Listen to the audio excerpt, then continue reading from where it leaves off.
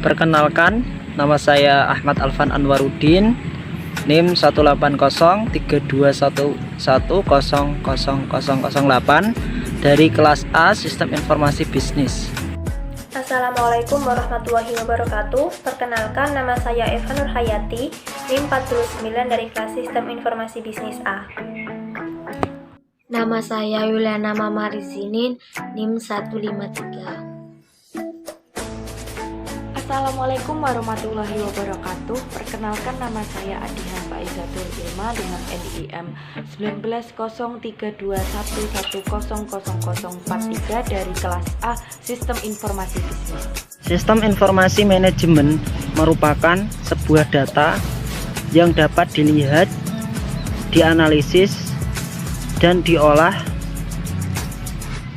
guna untuk memperoleh pengambilan keputusan yang efektif dan produktif.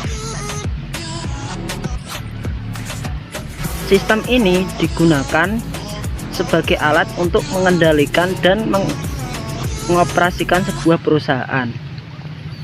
Tujuan utama dari sistem ini adalah meringkas dan memfasilitasi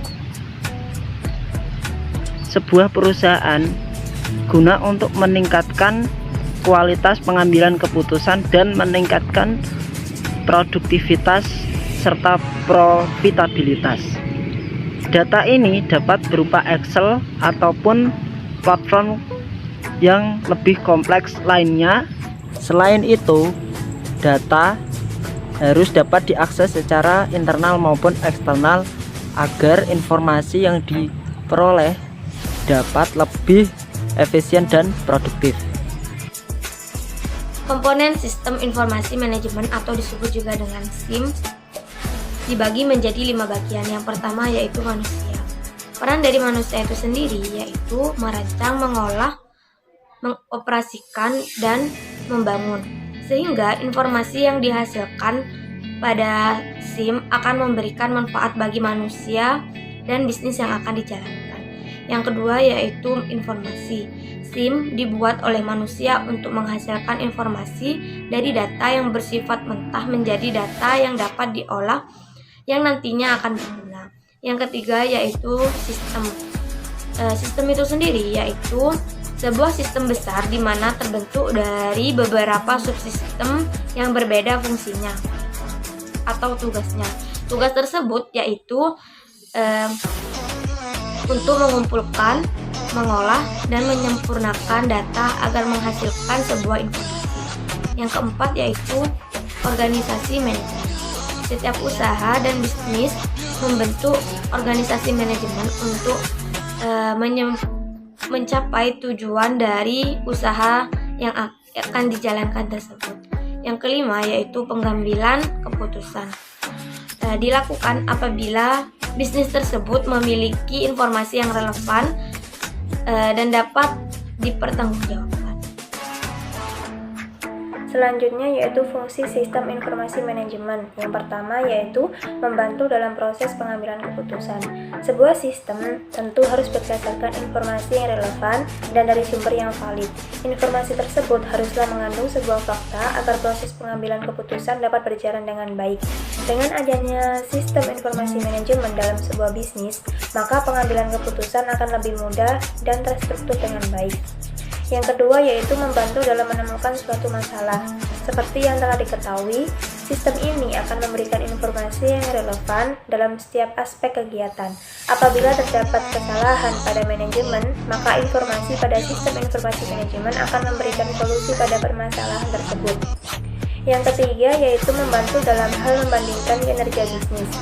Di dalam sistem ini juga menyimpan histori data dan menyimpan data dalam sebuah basis data atau database, sehingga pada sistem informasi manajemen dapat membandingkan kinerja bisnis dengan lebih mudah dan cepat.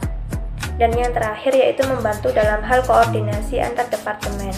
Terkadang di beberapa perusahaan bisnis memiliki beberapa departemen dan menjalankan tugas masing-masing, sehingga perlu adanya sebuah sistem yang dapat mengkoordinasikan tiap departemen dengan baik. Sistem informasi manajemen di sini memiliki kemampuan untuk membantu koordinasi masing-masing departemen.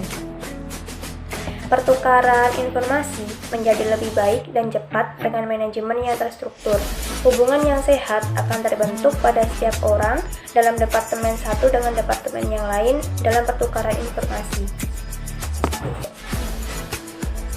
Contoh dari sistem informasi manajemen yaitu yang pertama, Enterprise Resource Planning atau ERP. Untuk sistem ini sangat sering digunakan oleh perusahaan besar, namun perusahaan kecil maupun rintisan juga dapat menggunakan sistem ini. ERP sendiri digunakan untuk memanajemen dan mengelola data yang terintegrasi antar unit dalam perusahaan. Kemudian yang kedua ada Supply Chain Management atau SCM. Sistem ini sangat bermanfaat bagi pihak manajemen untuk melakukan integrasi data. Contohnya seperti manajemen suplai bahan baku dimulai dari pemasok, produsen, pengecer, hingga konsumen. Kemudian yang ketiga ada Transaction Processing System atau TPS. Sistem yang selanjutnya adalah TPS yang berfungsi untuk melakukan proses data dalam jumlah besar serta transaksi yang besar dan dilakukan secara rutin. Sistem ini sangat cocok untuk bisnis yang bergerak dalam hal keuangan seperti inventaris, bank, dan lain-lain. Kemudian yang keempat ada Office Automation System atau OAS. Sistem yang keempat adalah OAS yang digunakan untuk mempermudah dan memperlancar komunikasi antar departemen dalam satu perusahaan. Kemudian dapat mengintegrasikan antar server dalam perusahaan. Contohnya adalah penggunaan email.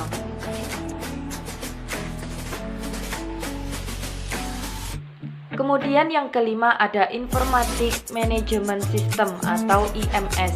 Dalam sistem ini mendukung proses spektrum tugas dalam organisasi. Yang dimaksud spektrum di sini adalah menggabungkan beberapa tugas menjadi satu dan saling terintegrasi.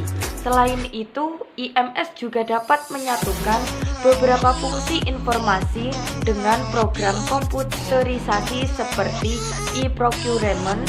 Sistem ini sangat cocok untuk menganalisis sebuah informasi untuk mengambil keputusan. Dan yang keenam adalah Knowledge Work System atau KWS. Sistem yang satu ini lebih mengarah dalam hal mengintegrasi pengetahuan baru ke dalam sebuah organisasi atau identitas. Pengetahuan maksudnya adalah sebuah hal baru yang dapat meningkatkan produktivitas dalam bisnis yang Anda jalankan.